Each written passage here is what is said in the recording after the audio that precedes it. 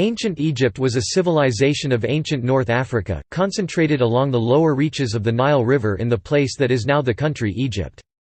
Ancient Egyptian civilization followed prehistoric Egypt and coalesced around 3100 BC according to conventional Egyptian chronology with the political unification of Upper and Lower Egypt under Menes, often identified with Narmer. The history of ancient Egypt occurred as a series of stable kingdoms, separated by periods of relative instability known as intermediate periods, the Old Kingdom of the Early Bronze Age, the Middle Kingdom of the Middle Bronze Age and the New Kingdom of the Late Bronze Age. Egypt reached the pinnacle of its power in the New Kingdom, ruling much of Nubia and a sizable portion of the Near East, after which it entered a period of slow decline.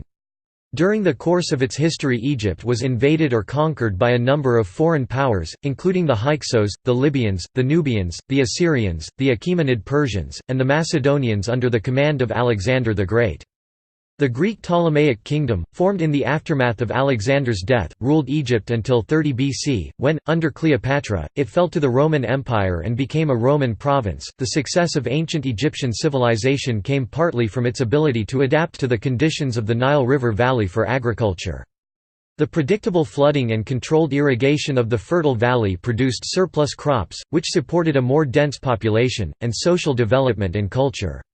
With resources to spare, the administration sponsored mineral exploitation of the valley and surrounding desert regions, the early development of an independent writing system, the organization of collective construction and agricultural projects, trade with surrounding regions, and a military intended to assert Egyptian dominance. Motivating and organizing these activities was a bureaucracy of elite scribes, religious leaders, and administrators under the control of a pharaoh, who ensured the cooperation and unity of the Egyptian people in the context of an elaborate system of religious beliefs. The many achievements of the ancient Egyptians include the quarrying, surveying, and construction techniques that supported the building of monumental pyramids, temples, and obelisks, a system of mathematics, a practical and effective system of medicine, irrigation systems, and agricultural production techniques, the first known planked boats, Egyptian faience and glass technology, new forms of literature, and the earliest known peace treaty, made with the Hittites. Ancient Egypt has left a lasting legacy. Its art and architecture were widely copied, and its antiquities carried off to far corners of the world. Its monumental ruins have inspired the imaginations of travelers and writers for centuries. A newfound respect for antiquities and excavations in the early modern period by Europeans and Egyptians led to the scientific investigation of Egyptian civilization and a greater appreciation of its cultural legacy. History. The Nile has been the lifeline of its region for much of human history. The fertile floodplain of the Nile gave humans the opportunity to develop a settled agricultural economy and a more sophisticated, centralized society that became a cornerstone in the history of human civilization. Nomadic modern human hunter-gatherers began living in the Nile Valley through the end of the Middle Pleistocene some 120,000 years ago. By the late Paleolithic period, the arid climate of northern Africa became increasingly hot and dry, forcing the populations of the area to concentrate along the river region. Predynastic period. In predynastic and early dynastic times, the Egyptian climate was much less arid than it is today. Large regions of Egypt were covered in treed savanna and traversed by herds of grazing ungulates. Foliage and fauna were far more prolific in all environs, and the Nile region supported large populations of waterfowl. Hunting would have been common for Egyptians, and this is also the period when many animals were first domesticated. By about 5500 BC, small tribes living in the Nile Valley had developed into a series of cultures demonstrating firm control of agriculture and animal husbandry, and identifiable by their pottery and personal items, such as combs, bracelets, and beads. The largest of these early cultures in upper southern Egypt was the Badari, which probably originated in the western desert. It was known for its high-quality ceramics, stone tools, and its use of copper.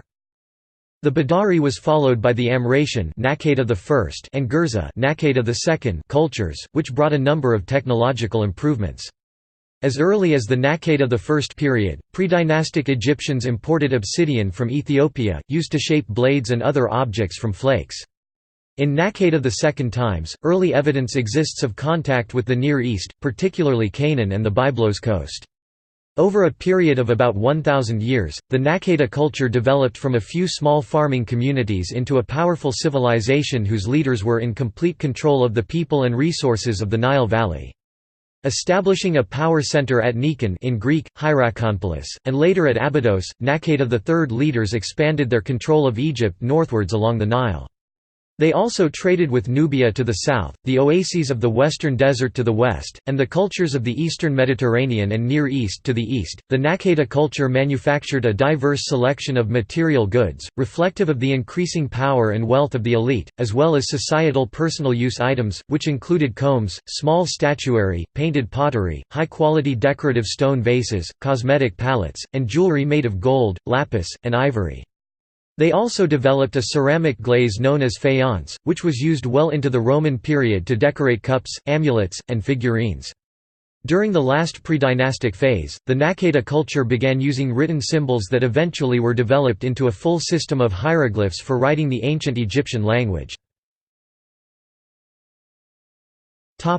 Early dynastic period c. 3050–2686 BC. The early dynastic period was approximately contemporary to the early Sumerian-Akkadian civilization of Mesopotamia and of ancient Elam. The 3rd century BC Egyptian priest Manetho grouped the long line of pharaohs from Menes to his own time into 30 dynasties, a system still used today. He began his official history with the king named Mene, or Menes in Greek, who was believed to have united the two kingdoms of Upper and Lower Egypt. The transition to a unified state happened more gradually than ancient Egyptian writers represented, and there is no contemporary record of Menes. Some scholars now believe, however, that the mythical Menes may have been the king Narmer, who is depicted wearing royal regalia on the ceremonial Narmer palette, in a symbolic act of unification. In the early dynastic period, which began about 3000 BC, the first of the dynastic pharaohs solidified control over Lower Egypt by establishing a capital at Memphis, from which he could control the labor force and agriculture of the fertile Delta region, as well as the lucrative and critical trade routes to the Levant. The increasing power and wealth of the kings during the early dynastic period was reflected in their elaborate mastaba tombs and mortuary cult structures at Abydos, which were used to celebrate the deified king after his death. The strong institution of kingship developed by the kings served to legitimize state control over the land, labor, and resources that were essential to the survival and growth of ancient Egyptian civilization.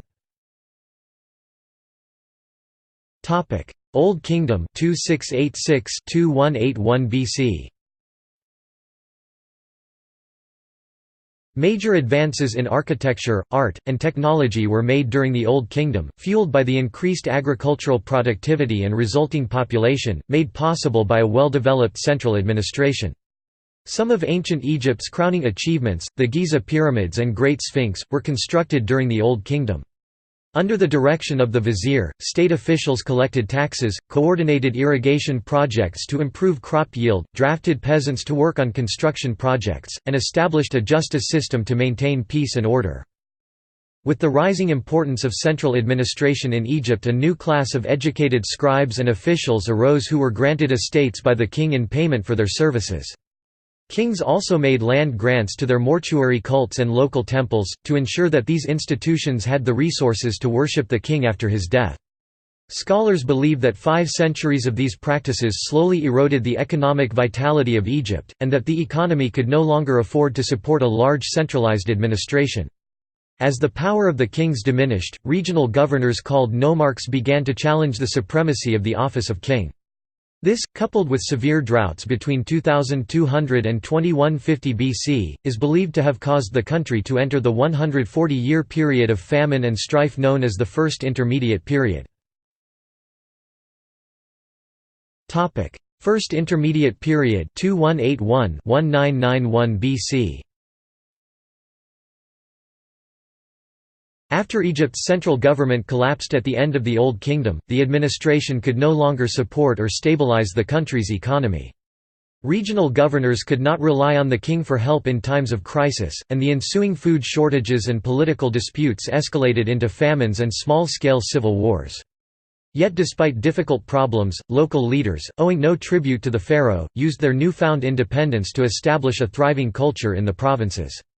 Once in control of their own resources, the provinces became economically richer—which was demonstrated by larger and better burials among all social classes.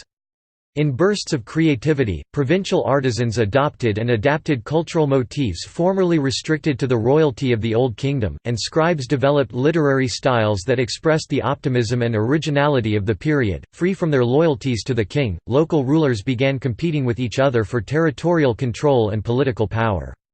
By 2160 BC, rulers in Heracleopolis controlled Lower Egypt in the north, while a rival clan based in Thebes, the Intef family, took control of Upper Egypt in the south. As the Intefs grew in power and expanded their control northward, a clash between the two rival dynasties became inevitable. Around 2055 BC, the northern Theban forces under Nebhapetra Mentuhotep II finally defeated the Heracleopolitan rulers, reuniting the two lands. They inaugurated a period of economic and cultural renaissance known as the Middle Kingdom. Middle Kingdom 2134–1690 BC.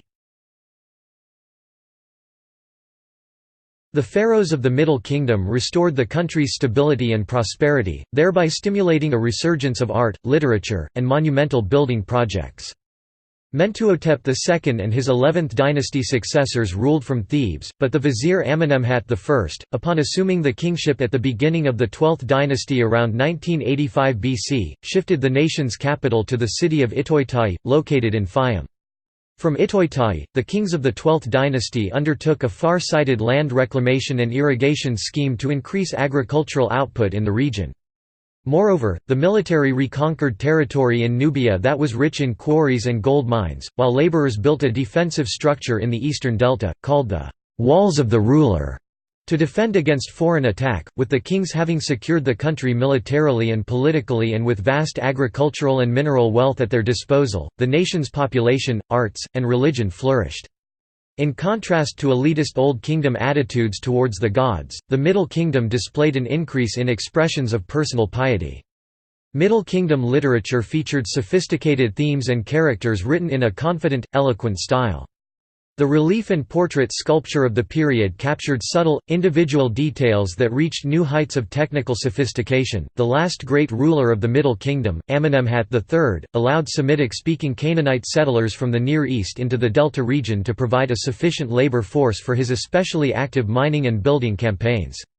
These ambitious building and mining activities, however, combined with severe Nile floods later in his reign, strained the economy and precipitated the slow decline into the Second Intermediate Period during the later 13th and 14th dynasties. During this decline, the Canaanite settlers began to assume greater control of the Delta region, eventually coming to power in Egypt as the Hyksos. Second Intermediate Period 1674 to 1549 BC and the Hyksos. Around 1785 BC, as the power of the Middle Kingdom kings weakened, a Western Asian people called the Hyksos, who had already settled in the Delta, seized control of Egypt and established their capital at Avaris, forcing the former central government to retreat to Thebes. The pharaoh was treated as a vassal and expected to pay tribute.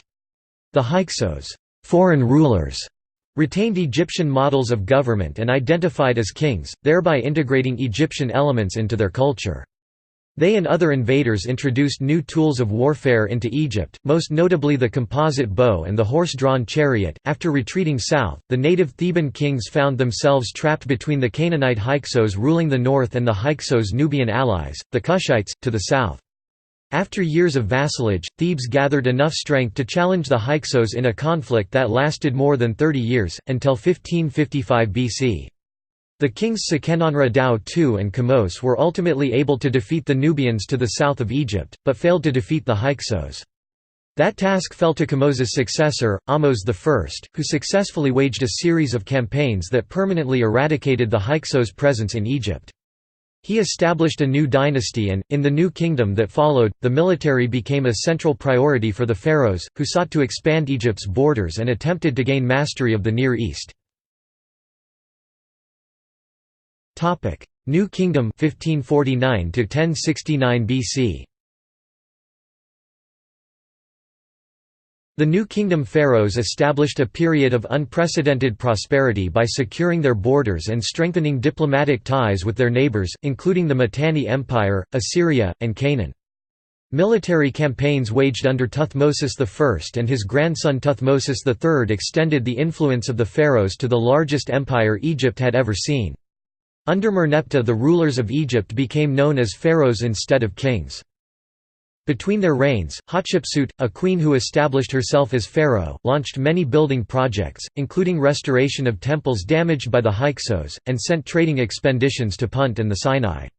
When Thutmosis III died in 1425 BC, Egypt had an empire extending from Nia in northwest Syria to the Fourth Cataract of the Nile in Nubia, cementing loyalties and opening access to critical imports such as bronze and wood. The New Kingdom pharaohs began a large scale building campaign to promote the god Amun, whose growing cult was based in Karnak. They also constructed monuments to glorify their own achievements, both real and imagined. The Karnak Temple is the largest Egyptian temple ever built. Around 1350 BC, the stability of the New Kingdom was threatened when Amenhotep IV ascended the throne and instituted a series of radical and chaotic reforms. Changing his name to Akhenaten, he touted the previously obscure sun deity Aten as the supreme deity, suppressed the worship of most other deities, and moved the capital to the new city of Akhetaten, modern-day Amarna.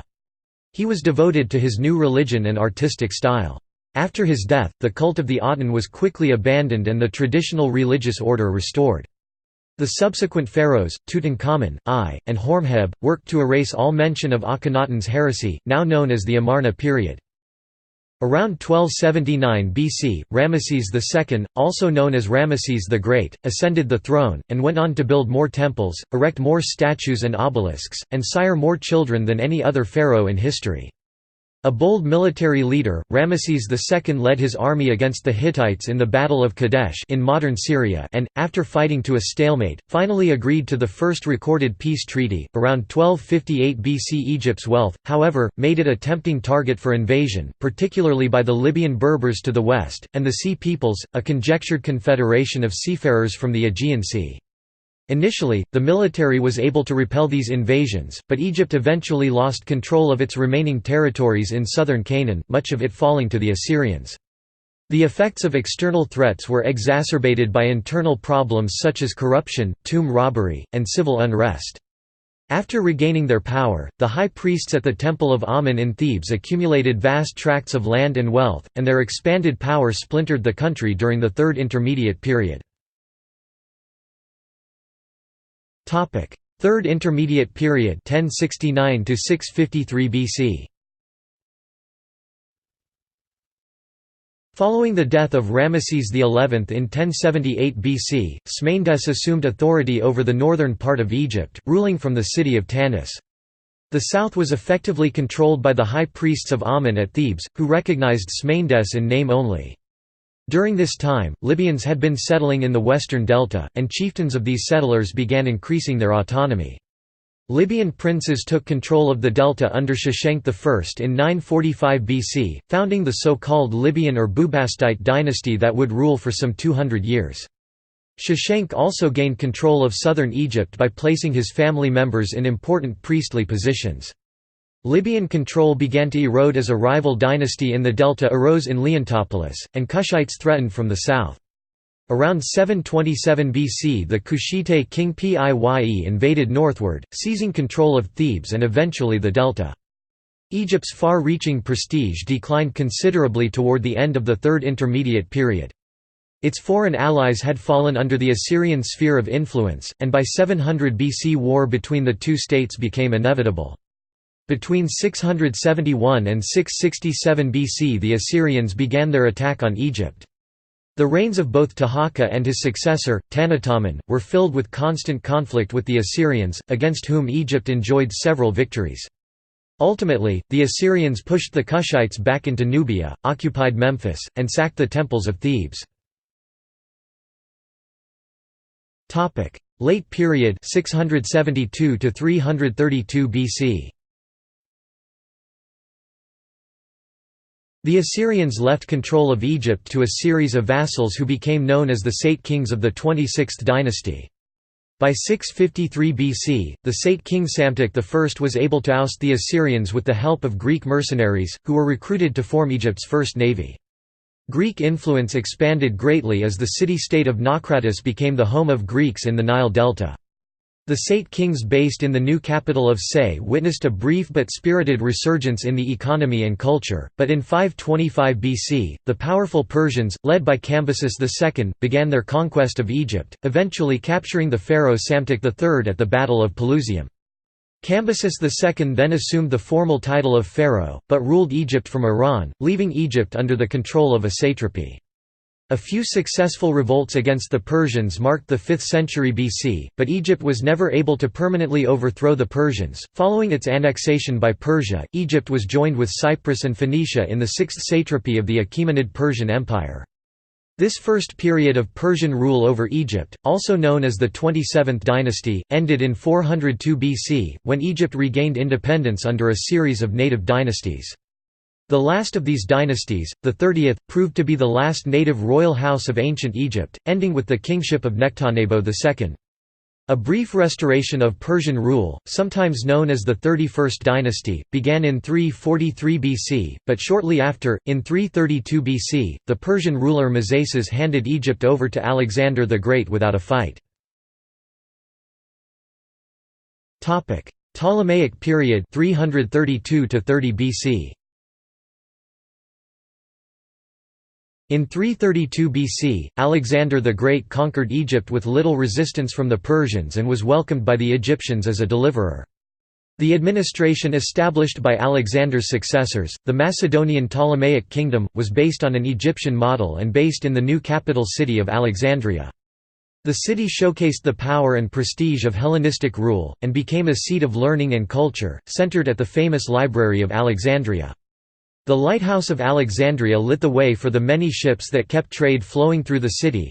As the Ptolemies made commerce and revenue-generating enterprises, such as papyrus manufacturing, their top priority, Hellenistic culture did not supplant native Egyptian culture, as the Ptolemies supported time-honored traditions in an effort to secure the loyalty of the populace.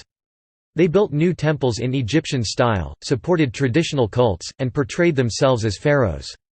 Some traditions merged, as Greek and Egyptian gods were syncretized into composite deities, such as Serapis, and classical Greek forms of sculpture influenced traditional Egyptian motifs.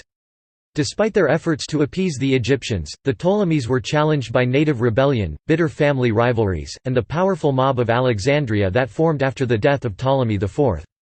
In addition, as Rome relied more heavily on imports of grain from Egypt, the Romans took great interest in the political situation in the country.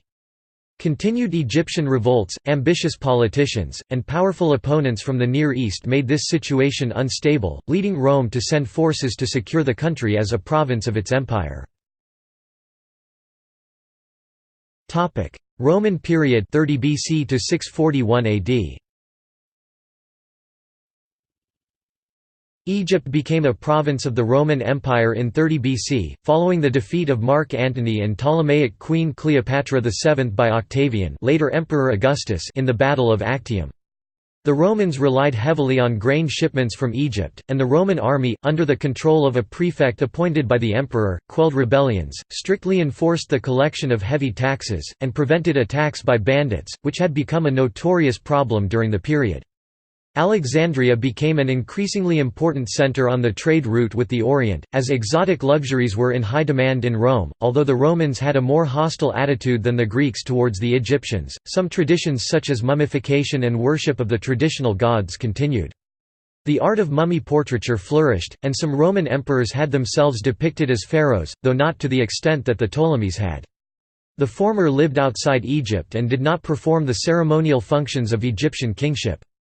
Local administration became Roman in style and closed to native Egyptians. From the mid-1st century AD, Christianity took root in Egypt and it was originally seen as another cult that could be accepted. However, it was an uncompromising religion that sought to win converts from Egyptian religion and Greco-Roman religion and threatened popular religious traditions. This led to the persecution of converts to Christianity, culminating in the Great Purges of Diocletian starting in 303, but eventually Christianity won out. In 391 the Christian Emperor Theodosius introduced legislation that banned pagan rites and closed temples. Alexandria became the scene of great anti-pagan riots with public and private religious imagery destroyed. As a consequence, Egypt's native religious culture was continually in decline. While the native population certainly continued to speak their language, the ability to read hieroglyphic writing slowly disappeared as the role of the Egyptian temple priests and priestesses diminished. The temples themselves were sometimes converted to churches or abandoned to the desert. In the 4th century, as the Roman Empire divided, Egypt found itself in the Eastern Empire with its capital at Constantinople. In the waning years of the empire, Egypt fell to the Sassanid Persian army 618–628 AD, was recaptured by the Roman Emperor Heraclius 629–639 AD, and then was finally captured by Muslim Rashidun army in 639–641 AD, ending Roman rule. Government and economy. Administration and commerce. The pharaoh was the absolute monarch of the country and, at least in theory, wielded complete control of the land and its resources. The king was the supreme military commander and head of the government, who relied on a bureaucracy of officials to manage his affairs. In charge of the administration was his second-in-command, the vizier, who acted as the king's representative and coordinated land surveys, the treasury, building projects, the legal system, and the archives. At a regional level, the country was divided into as many as 42 administrative regions called nomes, each governed by a nomarch, who was accountable to the vizier for his jurisdiction. The temples formed the backbone of the economy. Not only were they houses of worship, but were also responsible for collecting and storing the nation's wealth in a system of granaries and treasuries administered by overseers, who redistributed grain and goods. Much of the economy was centrally organized and strictly controlled. Although the ancient Egyptians did not use coinage until the late period, they did use a type of money barter system, with standard sacks of grain and the diban, a weight of roughly 91 grams 3 ounces of copper or silver, forming a common denominator. Workers were paid in grain. A simple laborer might earn 5.5 sacks 200 kilograms or 400 pounds of grain per month, while a foreman might earn 7.5 sacks 250 kilograms or 550 pounds. Prices were fixed across the country and recorded in lists to facilitate trading. For example, a shirt cost 5 copper diban, while a cow cost 140 diban. Grain could be traded for other goods, according to the fixed price list. During the 5th century BC, coined money was introduced into Egypt from abroad. At first the coins were used as standardized pieces of precious metal rather than true money, but in the following centuries international traders came to rely on coinage. Social status. Egyptian society was highly stratified, and social status was expressly displayed. Farmers made up the bulk of the population, but agricultural produce was owned directly by the state, temple, or noble family that owned the land. Farmers were also subject to a labor tax and were required to work on irrigation or construction projects in a corvée system. Artists and craftsmen were of higher status than farmers, but they were also under state control, working in the shops attached to the temples and paid directly from the state treasury. Scribes and officials formed the upper class in ancient Egypt, known as the white kilt class, in reference to the bleached linen garments that served as a mark of their rank. The upper class prominently displayed their social status in art and literature. Below the nobility were the priests, physicians, and engineers with specialized training in their field. Slavery was known in ancient Egypt, but the extent and prevalence of its practice are unclear. The ancient Egyptians viewed men and women, including people from all social classes except slaves, as essentially equal under the law, and even the lowliest peasant was entitled to petition the vizier and his court for redress. Although slaves were mostly used as indentured servants, they were able to buy and sell their servitude, work their way to freedom or nobility, and were usually treated by doctors in the workplace. Both men and women had the right to own and sell property, make contracts, marry and divorce, receive inheritance, and pursue legal disputes in court. Married couples could own property jointly and protect themselves from divorce by agreeing to marriage contracts, which stipulated the financial obligations of the husband to his wife and children should the marriage end. Compared with their counterparts in ancient Greece, Rome, and even more modern places around the world, ancient Egyptian women had a greater range of personal choices and opportunities for achievement. Women such as Hatshepsut and Cleopatra VII even became pharaohs, while others wielded power as divine wives of Amun. Despite these freedoms, ancient Egyptian women did not often take part in official roles in the administration, served only secondary roles in the temples, and were not as likely to be as educated as men. Legal system. The head of the legal system was officially the pharaoh, who was responsible for enacting laws, delivering justice, and maintaining law and order, a concept the ancient Egyptians referred to as mat. Although no legal codes from ancient Egypt survive, court documents show that Egyptian law was based on a common-sense view of right and wrong that emphasized reaching agreements and resolving conflicts rather than strictly adhering to a complicated set of statutes. Local councils of elders, known as kenbei in the New Kingdom, were responsible for ruling in court cases involving small claims and minor disputes. More serious cases involving murder, major land transactions, and tomb robbery were referred to the Great Kenbei, over which the vizier or pharaoh presided. Plaintiffs and defendants were expected to represent themselves and were required to swear an oath that they had told the truth. In some cases, the state took on both the role of prosecutor and judge, and it could torture the accused with beatings to obtain a confession and the names of any co-conspirators. Whether the charges were trivial or serious, court scribes documented the complaint, testimony, and verdict of the case for future reference. Punishment for minor crimes involved either imposition of fines, beatings, facial mutilation, or exile, depending on the severity of the offense. Serious crimes such as murder and tomb robbery were punished by execution, carried out by decapitation, drowning, or impaling the criminal on a stake. Punishment could also be extended to the criminal's family. Beginning in the New Kingdom, oracles played a major role in the legal system, dispensing justice in both civil and criminal cases.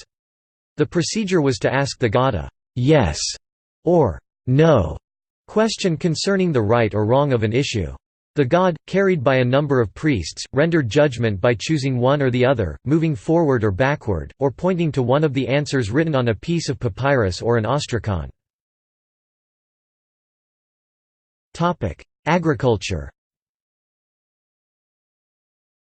A combination of favorable geographical features contributed to the success of ancient Egyptian culture, the most important of which was the rich fertile soil resulting from annual inundations of the Nile River. The ancient Egyptians were thus able to produce an abundance of food, allowing the population to devote more time and resources to cultural, technological, and artistic pursuits. Land management was crucial in ancient Egypt because taxes were assessed based on the amount of land a person owned. Farming in Egypt was dependent on the cycle of the Nile River. The Egyptians recognized 3 seasons: Akhet flooding, Pere planting, and Shemu harvesting. The flooding season lasted from June to September, depositing on the river's banks a layer of mineral-rich silt ideal for growing crops. After the floodwaters had receded, the growing season lasted from October to February. Farmers plowed and planted seeds in the fields, which were irrigated with ditches and canals. Egypt received little rainfall, so farmers relied on the Nile to water their crops.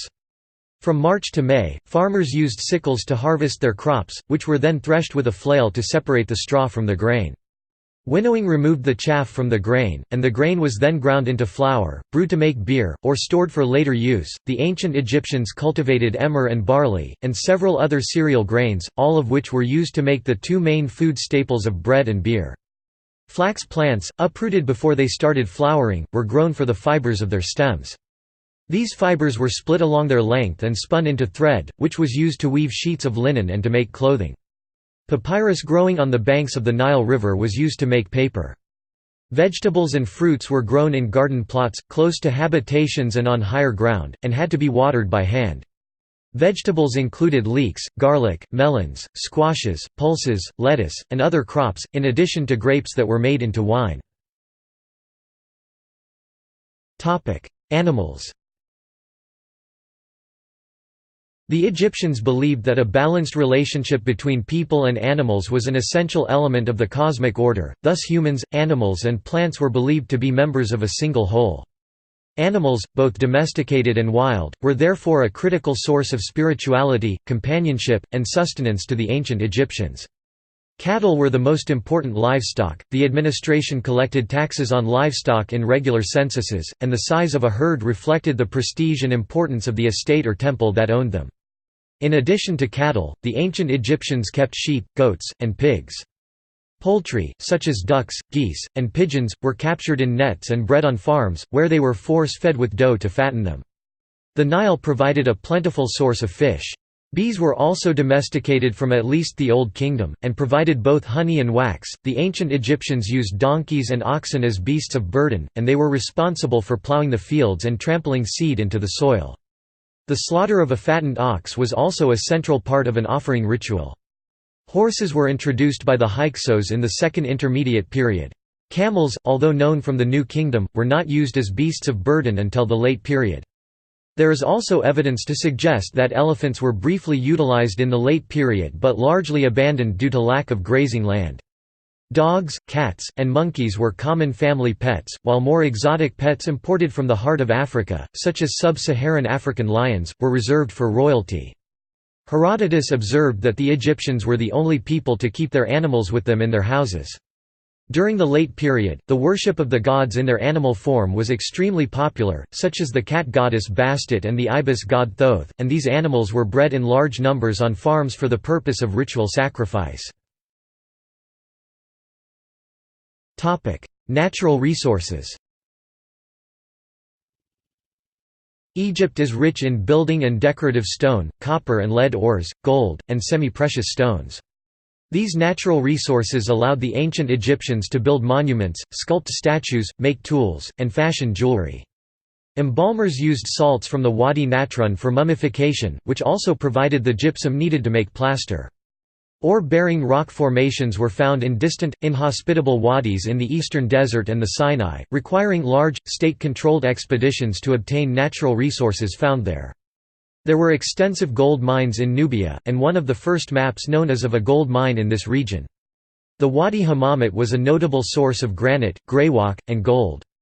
Flint was the first mineral collected and used to make tools, and flint handaxes are the earliest pieces of evidence of habitation in the Nile Valley. Nodules of the mineral were carefully flaked to make blades and arrowheads of moderate hardness and durability even after copper was adopted for this purpose. Ancient Egyptians were among the first to use minerals such as sulfur as cosmetic substances. The Egyptians worked deposits of the lead ore galena at Gebel Roses to make net sinkers, plumb bobs, and small figurines.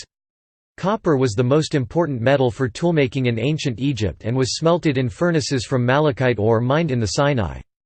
Workers collected gold by washing the nuggets out of sediment in alluvial deposits, or by the more labor-intensive process of grinding and washing gold-bearing quartzite. Iron deposits found in Upper Egypt were utilized in the Late Period.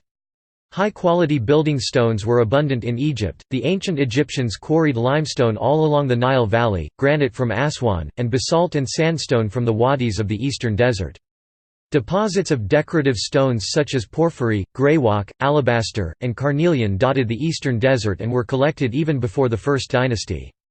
In the Ptolemaic and Roman periods, miners worked deposits of emeralds in Wadi Sakeh and amethyst in Wadi el Hudi. Trade. The ancient Egyptians engaged in trade with their foreign neighbors to obtain rare, exotic goods not found in Egypt. In the pre-dynastic period, they established trade with Nubia to obtain gold and incense.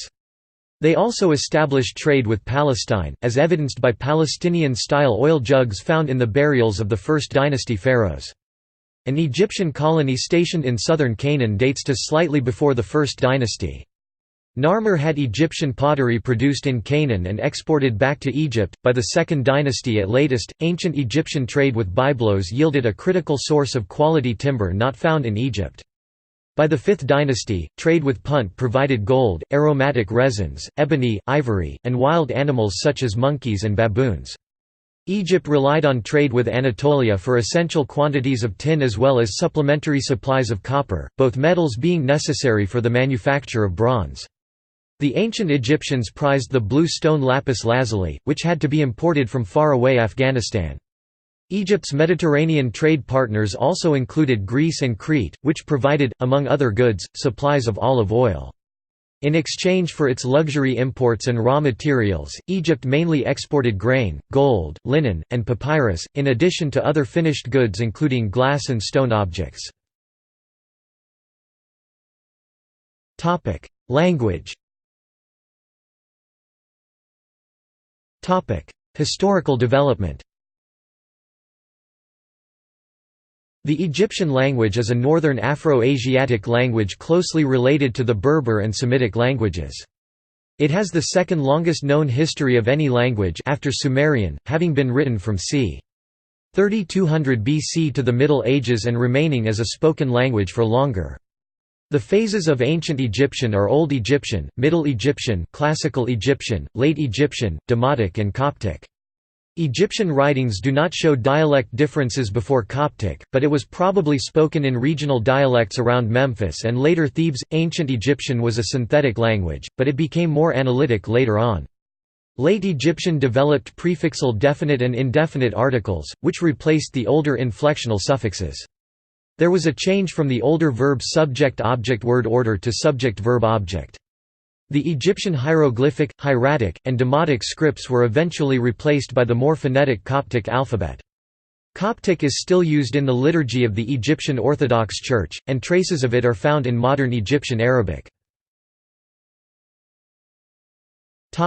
Sounds and grammar. Ancient Egyptian has 25 consonants similar to those of other Afro-Asiatic languages. These include pharyngeal and emphatic consonants, voiced and voiceless stops, voiceless fricatives and voiceless affricates.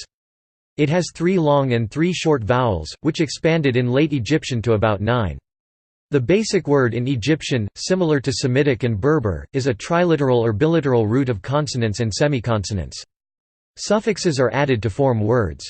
The verb conjugation corresponds to the person.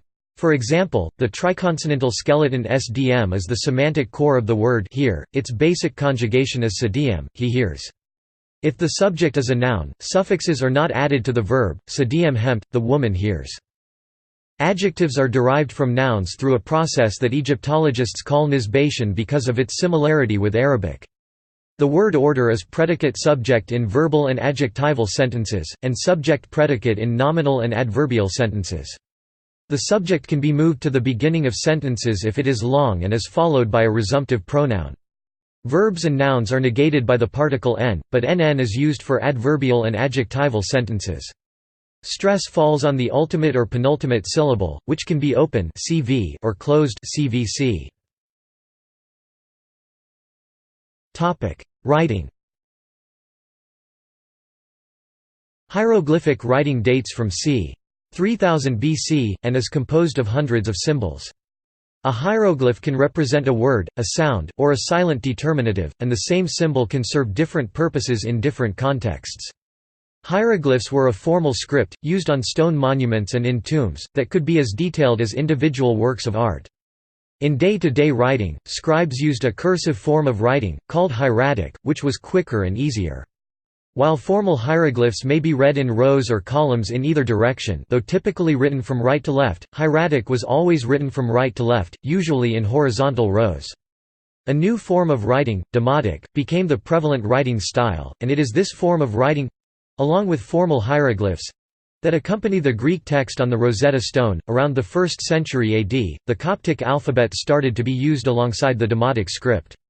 Coptic is a modified Greek alphabet with the addition of some demotic signs. Although formal hieroglyphs were used in a ceremonial role until the 4th century, towards the end only a small handful of priests could still read them. As the traditional religious establishments were disbanded, knowledge of hieroglyphic writing was mostly lost. Attempts to decipher them date to the Byzantine and Islamic periods in Egypt, but only in the 1820s, after the discovery of the Rosetta Stone and years of research by Thomas Young and Jean-François Champollion, were hieroglyphs substantially deciphered. Literature. Writing first appeared in association with kingship on labels and tags for items found in royal tombs. It was primarily an occupation of the scribes, who worked out of the per Ankh institution or the House of Life. The latter comprised offices, libraries called House of Books, laboratories and observatories. Some of the best-known pieces of ancient Egyptian literature, such as the pyramid and coffin texts, were written in Classical Egyptian, which continued to be the language of writing until about 1300 BC. Late Egyptian was spoken from the New Kingdom onward and is represented in Ramesside administrative documents, love poetry and tales, as well as in Demotic and Coptic texts. During this period, the tradition of writing had evolved into the tomb autobiography, such as those of Harka and Weni. The genre known as sabate instructions was developed to communicate teachings and guidance from famous nobles. The Apuwer Papyrus, a poem of lamentations describing natural disasters and social upheaval, is a famous example. The story of Sanu, written in Middle Egyptian, might be the classic of Egyptian literature. Also written at this time was the Westkar Papyrus, a set of stories told to Khufu by his sons relating the marvels performed by priests. The Instruction of Amenemope is considered a masterpiece of Near Eastern literature. Towards the end of the New Kingdom, the vernacular language was more often employed to write popular pieces like the story of Wenamun and the Instruction of Eni. The former tells the story of a noble who is robbed on his way to buy cedar from Lebanon and of his struggle to return to Egypt. From about 700 BC, narrative stories and instructions, such as the popular instructions of Antshishanki, as well as personal and business documents were written in the Demotic script and phase of Egyptian. Many stories written in Demotic during the Greco-Roman period were set in previous historical eras, when Egypt was an independent nation ruled by great pharaohs such as Ramesses II. Culture. Daily life. Most ancient Egyptians were farmers tied to the land. Their dwellings were restricted to immediate family members, and were constructed of mud brick designed to remain cool in the heat of the day. Each home had a kitchen with an open roof, which contained a grindstone for milling grain and a small oven for baking the bread. Walls were painted white and could be covered with dyed linen wall hangings. Floors were covered with reed mats, while wooden stools, beds raised from the floor and individual tables comprised the furniture. The ancient Egyptians placed a great value on hygiene and appearance. Most bathed in the Nile and used a pasty soap made from animal fat and chalk. Men shaved their entire bodies for cleanliness. Perfumes and aromatic ointments covered bad odors and soothed skin. Clothing was made from simple linen sheets that were bleached white, and both men and women of the upper classes wore wigs, jewelry, and cosmetics. Children went without clothing until maturity, at about age 12, and at this age males were circumcised and had their heads shaved. Mothers were responsible for taking care of the children, while the father provided the family's income. Music and dance were popular entertainments for those who could afford them. Early instruments included flutes and harps, while instruments similar to trumpets, oboes, and pipes developed later and became popular. In the New Kingdom, the Egyptians played on bells, cymbals, tambourines, drums, and imported lutes and lyres from Asia. The sistrum was a rattle-like musical instrument that was especially important in religious ceremonies. The ancient Egyptians enjoyed a variety of leisure activities, including games and music. Senet, a board game where pieces moved according to random chance, was particularly popular from the earliest times. Another similar game was Mayan, which had a circular gaming board. Juggling and ball games were popular with children, and wrestling is also documented in a tomb at Beni Hassan. The wealthy members of ancient Egyptian society enjoyed hunting and boating as well. The excavation of the workers' village of Deir el-Medina has resulted in one of the most thoroughly documented accounts of community life in the ancient world, which spans almost 400 years. There is no comparable site in which the organization, social interactions, working and living conditions of a community have been studied in such detail. Cuisine. Egyptian cuisine remained remarkably stable over time. Indeed, the cuisine of modern Egypt retains some striking similarities to the cuisine of the ancients. The staple diet consisted of bread and beer, supplemented with vegetables such as onions and garlic, and fruit such as dates and figs. Wine and meat were enjoyed by all on feast days while the upper classes indulged on a more regular basis. Fish, meat, and fowl could be salted or dried, and could be cooked in stews or roasted on a grill. Architecture. The architecture of ancient Egypt includes some of the most famous structures in the world, the Great Pyramids of Giza and the temples at Thebes. Building projects were organized and funded by the state for religious and commemorative purposes, but also to reinforce the wide-ranging power of the pharaoh. The ancient Egyptians were skilled builders, using only simple but effective tools and sighting instruments. Architects could build large stone structures with great accuracy and precision that is still envied today. The domestic dwellings of elite and ordinary Egyptians alike were constructed from perishable materials such as mud bricks and wood, and have not survived. Peasants lived in simple homes, while the palaces of the elite and the pharaoh were more elaborate structures. A few surviving New Kingdom palaces, such as those in Malkata and Amarna, show richly decorated walls and floors with scenes of people, birds, water pools, deities and geometric designs. Important structures such as temples and tombs that were intended to last forever were constructed of stone instead of mud bricks.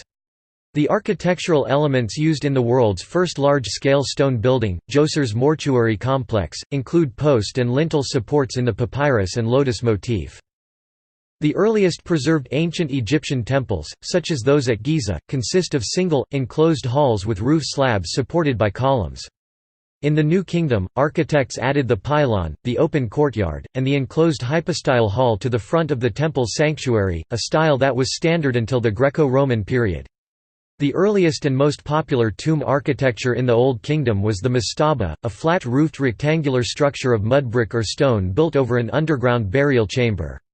The step pyramid of Djoser is a series of stone mastabas stacked on top of each other. Pyramids were built during the Old and Middle Kingdoms, but most later rulers abandoned them in favor of less conspicuous rock-cut tombs. The use of the pyramid form continued in private tomb chapels of the New Kingdom and in the royal pyramids of Nubia. Art. The ancient Egyptians produced art to serve functional purposes. For over 3,500 years, artists adhered to artistic forms and iconography that were developed during the Old Kingdom, following a strict set of principles that resisted foreign influence and internal change. These artistic standards—simple lines, shapes, and flat areas of color combined with the characteristic flat projection of figures with no indication of spatial depth—created a sense of order and balance within a composition. Images and text were intimately interwoven on tomb and temple walls, coffins, stelae, and even statues. The Narmer palette, for example, displays figures that can also be read as hieroglyphs. Because of the rigid rules that governed its highly stylized and symbolic appearance, ancient Egyptian art served its political and religious purposes with precision and clarity. Ancient Egyptian artisans used stone as a medium for carving statues and fine reliefs, but used wood as a cheap and easily carved substitute. Paints were obtained from minerals such as iron ores, red and yellow ochres, copper ores, blue and green, soot or charcoal, black, and limestone, white. Paints could be mixed with gum arabic as a binder and pressed into cakes, which could be moistened with water when needed. Pharaohs used reliefs to record victories in battle, royal decrees, and religious scenes.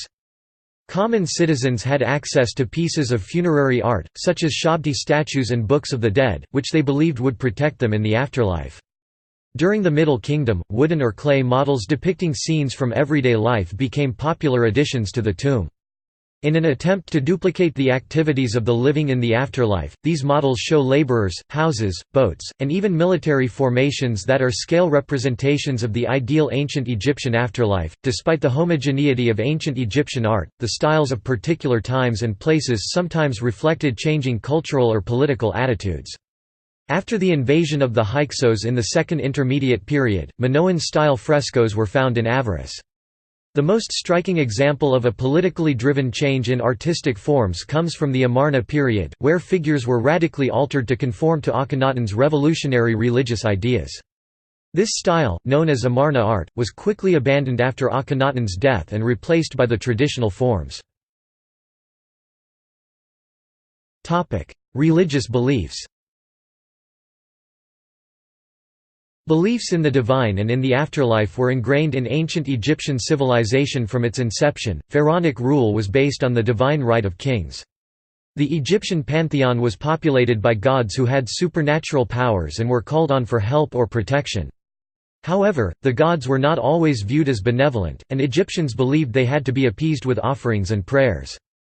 The structure of this pantheon changed continually as new deities were promoted in the hierarchy, but priests made no effort to organize the diverse and sometimes conflicting myths and stories into a coherent system. These various conceptions of divinity were not considered contradictory but rather layers in the multiple facets of reality. Gods were worshipped in cult temples administered by priests acting on the king's behalf. At the center of the temple was the cult statue in a shrine. Temples were not places of public worship or congregation, and only on select feast days and celebrations was a shrine carrying the statue of the god brought out for public worship. Normally, the god's domain was sealed off from the outside world and was only accessible to temple officials. Common citizens could worship private statues in their homes, and amulets offered protection against the forces of chaos. After the New Kingdom, the pharaoh's role as a spiritual intermediary was de-emphasized as religious customs shifted to direct worship of the gods. As a result, priests developed a system of oracles to communicate the will of the gods directly to the people. The Egyptians believed that every human being was composed of physical and spiritual parts or aspects. In addition to the body, each person had a swart shadow, a ba personality or soul, a ka life force, and a name. The heart, rather than the brain, was considered the seat of thoughts and emotions.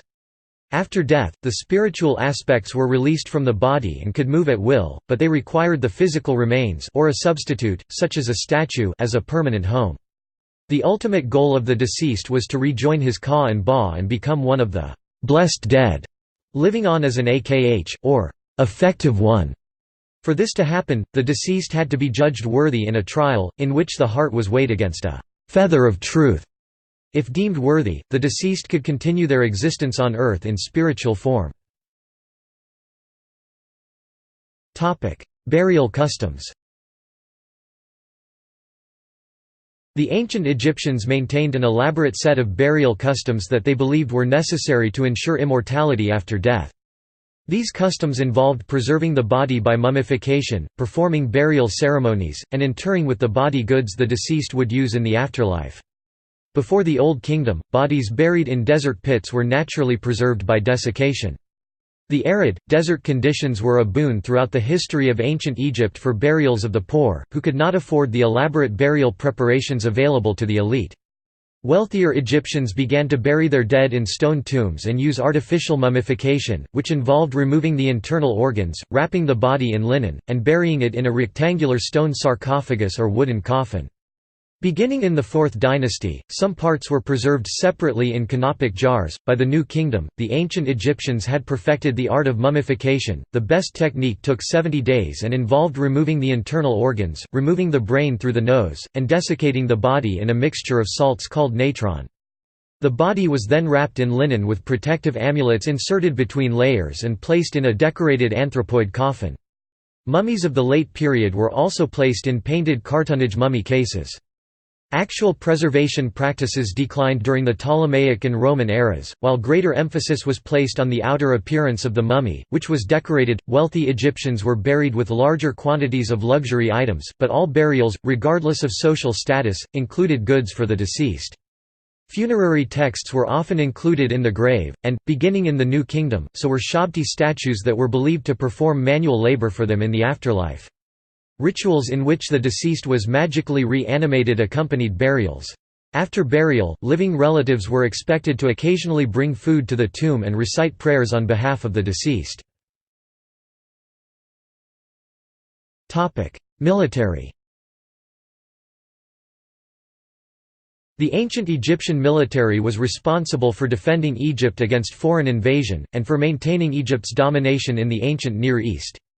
The military protected mining expeditions to the Sinai during the Old Kingdom and fought civil wars during the First and Second Intermediate periods. The military was responsible for maintaining fortifications along important trade routes, such as those found at the city of Buin on the way to Nubia. Forts also were constructed to serve as military bases, such as the fortress at Sile, which was a base of operations for expeditions to the Levant. In the New Kingdom, a series of pharaohs used the standing Egyptian army to attack and conquer Kush and parts of the Levant. Typical military equipment included bows and arrows, spears, and round-topped shields made by stretching animal skin over a wooden frame. In the New Kingdom, the military began using chariots that had earlier been introduced by the Hyksos invaders.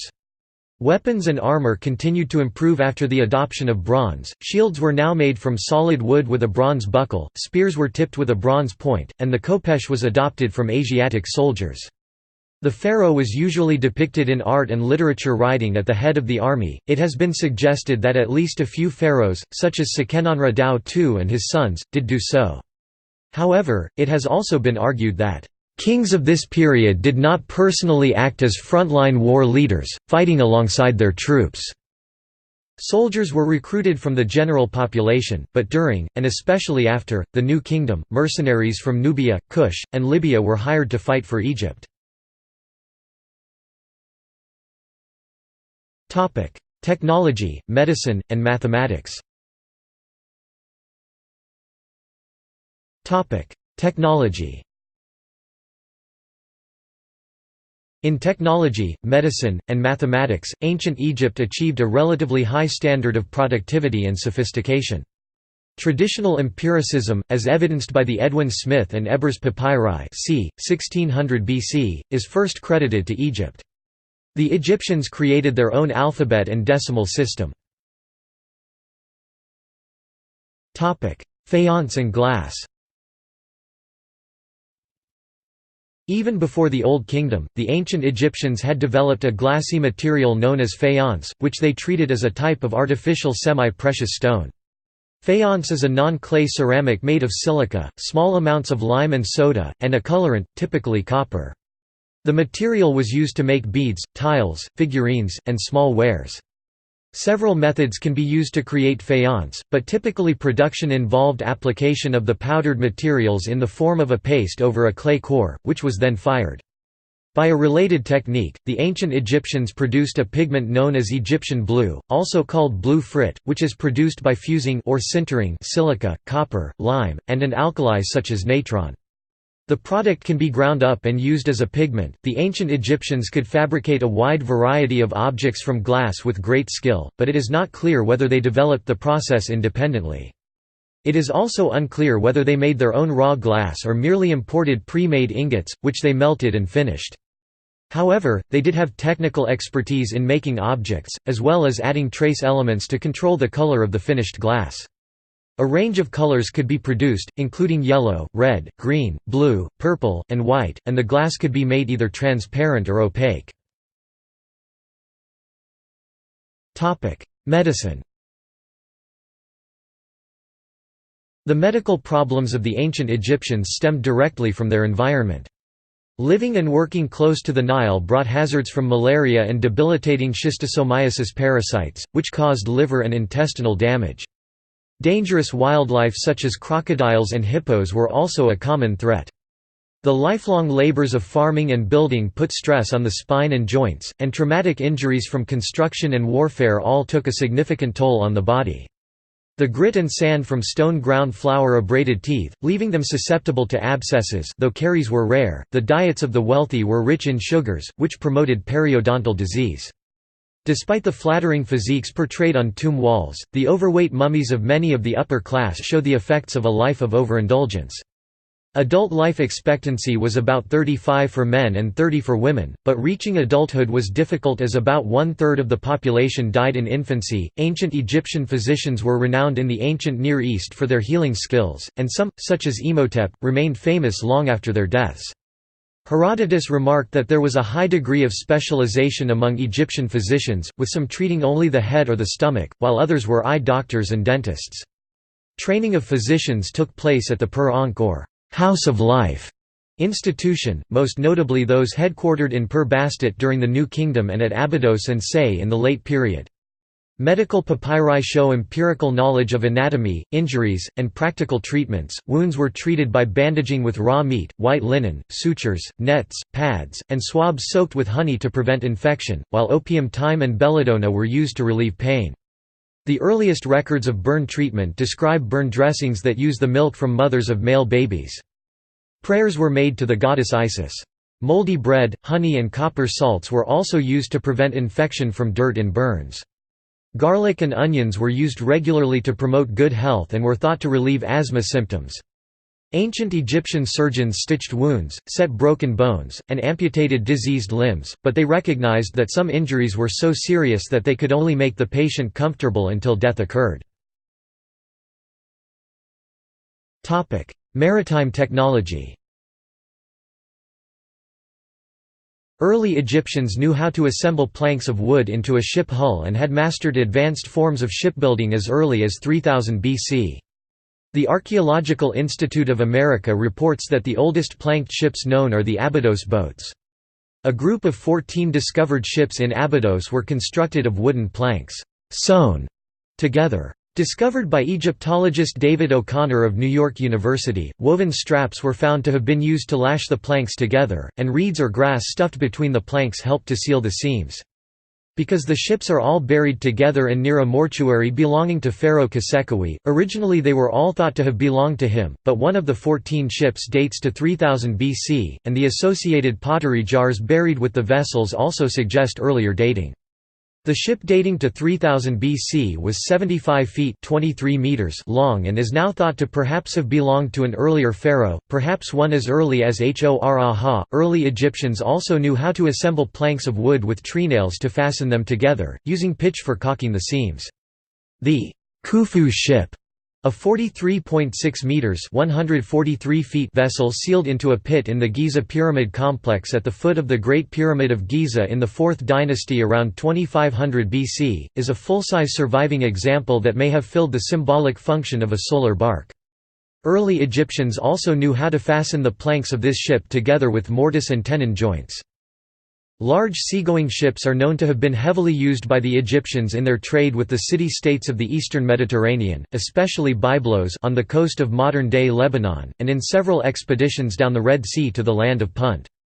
In fact, one of the earliest Egyptian words for a seagoing ship is a Byblos ship, which originally defined a class of Egyptian seagoing ships used on the Byblos run. However, by the end of the Old Kingdom, the term had come to include large seagoing ships, whatever their destination. In 2011, archaeologists from Italy, the United States, and Egypt excavating a dried-up lagoon known as Mersa Gawasis have unearthed traces of an ancient harbor that once launched early voyages like Hatshepsut's Punt expedition onto the open ocean. Some of the site's most evocative evidence for the ancient Egyptian seafaring prowess include large ship timbers and hundreds of feet of ropes, made from papyrus, coiled in huge bundles. And in 2013 a team of Franco-Egyptian archaeologists discovered what is believed to be the world's oldest port, dating back about 4,500 years, from the time of King Cheops on the Red Sea coast near Wadi el Jarf, about 110 miles south of Suez. In 1977, an ancient north-south canal dating to the Middle Kingdom of Egypt was discovered extending from Lake Timsa to the Bala Lakes.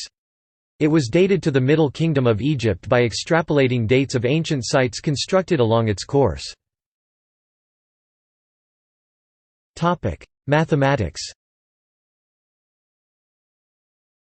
The earliest attested examples of mathematical calculations date to the pre-dynastic Naqada period, and show a fully developed numeral system. The importance of mathematics to an educated Egyptian is suggested by a New Kingdom fictional letter in which the writer proposes a scholarly competition between himself and another scribe regarding everyday calculation tasks such as accounting of land, labor, and grain. Texts such as the Rind Mathematical Papyrus and the Moscow Mathematical Papyrus show that the ancient Egyptians could perform the four basic mathematical operations: addition, subtraction, multiplication, and division, use fractions, compute the volumes of boxes and pyramids, and calculate the surface areas of rectangles, triangles, and circles. They understood basic concepts of algebra and geometry, and could solve simple sets of simultaneous equations. Mathematical notation was decimal, and based on hieroglyphic signs for each power of 10 up to 1 million. Each of these could be written as many times as necessary to add up to the desired number, so to write the number 80 or 800, the symbol for 10 or 100 was written 8 times respectively. Because their methods of calculation could not handle most fractions with a numerator greater than 1, they had to write fractions as the sum of several fractions. For example, they resolved the fraction 2/5 into the sum of 1/3 plus 1/15. Standard tables of values facilitated this. Some common fractions, however, were written with a special glyph. The equivalent of the modern 2/3 is shown on the right. Ancient Egyptian mathematicians knew the Pythagorean theorem as an empirical formula. They were aware, for example, that a triangle had a right angle opposite the hypotenuse when its sides were in a 3:4:5 ratio. They were able to estimate the area of a circle by subtracting 1/9 from its diameter and squaring the result. Area approximately equals 8/9 d 2 equals 256/81 r2 approximately equals 3.16 r2, a reasonable approximation of the formula pi r2. The golden ratio seems to be reflected in many Egyptian constructions, including the pyramids, but its use may have been an unintended consequence of the ancient Egyptian practice of combining the use of knotted ropes with an intuitive sense of proportion and harmony. Population. Greek historian Herodotus claimed that ancient Egyptians looked like the people in Colchis, modern-day Georgia. This claim has been largely discredited as fictional by modern-day scholars.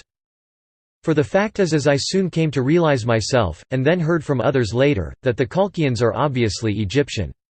When the notion occurred to me, I asked both the Colchians and the Egyptians about it, and found that the Colchians had better recall of the Egyptians than the Egyptians did of them. Some Egyptians said that they thought the Colchians originated with Sesostris' army, but I myself guessed their Egyptian origin not only because the Colchians are dark-skinned and curly-haired, which does not count for much by itself, because these features are common in others too, but more importantly because Colchians, Egyptians and Ethiopians are the only peoples in the world who practice circumcision and who have always done so. A team led by Johannes Krause managed the first reliable sequencing of the genomes of 90 mummified individuals in 2017. Whilst not conclusive, because of the non-exhaustive time frame and restricted location that the mummies represent, their study nevertheless showed that these ancient Egyptians closely resembled ancient and modern Near Eastern populations, especially those in the Levant, and had almost no DNA from sub-Saharan Africa. What's more, the genetics of the mummies remained remarkably consistent even as different powers—including Nubians, Greeks, and Romans—conquered the empire. Later, however, something did alter the genomes of Egyptians. Some 15% to 20% of modern Egyptians' DNA reflects sub-Saharan ancestry, but the ancient mummies had only 6 to 15% sub-Saharan DNA. Legacy. The culture and monuments of ancient Egypt have left a lasting legacy on the world. The cult of the goddess Isis, for example, became popular in the Roman Empire, as obelisks and other relics were transported back to Rome. The Romans also imported building materials from Egypt to erect Egyptian-style structures. Early historians such as Herodotus, Strabo, and Diodorus Siculus studied and wrote about the land, which Romans came to view as a place of mystery. During the Middle Ages and the Renaissance, Egyptian pagan culture was in decline after the rise of Christianity and later Islam, but interest in Egyptian antiquity continued in the writings of medieval scholars such as Dhul Nun al-Masri and al-Makrizi. In the 17th and 18th centuries, European travelers and tourists brought back antiquities and wrote stories of their journeys, leading to a wave of Egyptomania across Europe. This renewed interest sent collectors to Egypt, who took, purchased, or were given many important antiquities. Although the European colonial occupation of Egypt destroyed a significant portion of the country's historical legacy, some foreigners left more positive marks.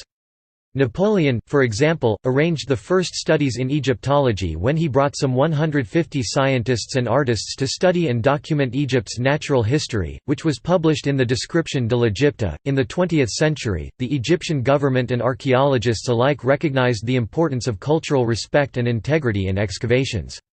The Supreme Council of Antiquities now approves and oversees all excavations, which are aimed at finding information rather than treasure.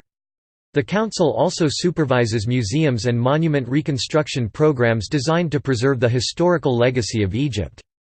See also Ancient Egypt Portal Glossary of Ancient Egypt Artifacts Index of Ancient Egypt Related articles Outline of Ancient Egypt List of Ancient Egyptians Notes References Further reading Baines, John and Jaromir Malek 2000.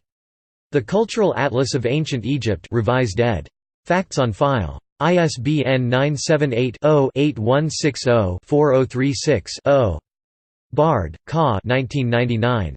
Encyclopedia of the Archaeology of Ancient Egypt. NY, Routledge. ISBN 978-0-415-18589-9. Grimmel, Nicholas 1992. A History of Ancient Egypt in German. Blackwell Books. ISBN 978-0-631-19396-8.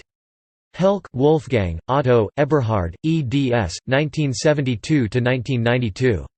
Lexikon der Egyptologie. O. Harrassowitz. ISBN 978-3-447-01441-0.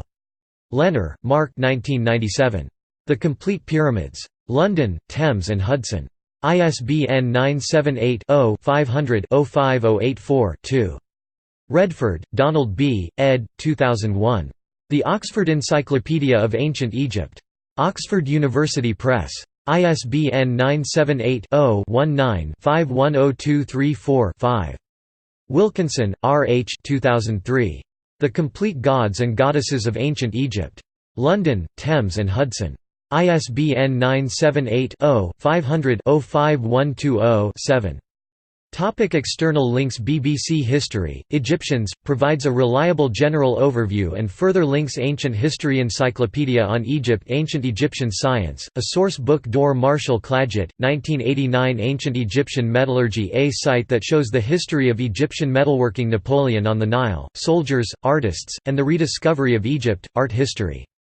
Digital Egypt for Universities. Scholarly treatment with broad coverage and cross-references internal and external. Artifacts used extensively to illustrate topics. Priests of Ancient Egypt in-depth information about Ancient Egypt's priests, religious services and temples. Much picture material and bibliography. In English and German. Ancient Egypt. UCLA Encyclopedia of Egyptology. Ancient Egypt and the Role of Women by Dr. Joanne Fletcher.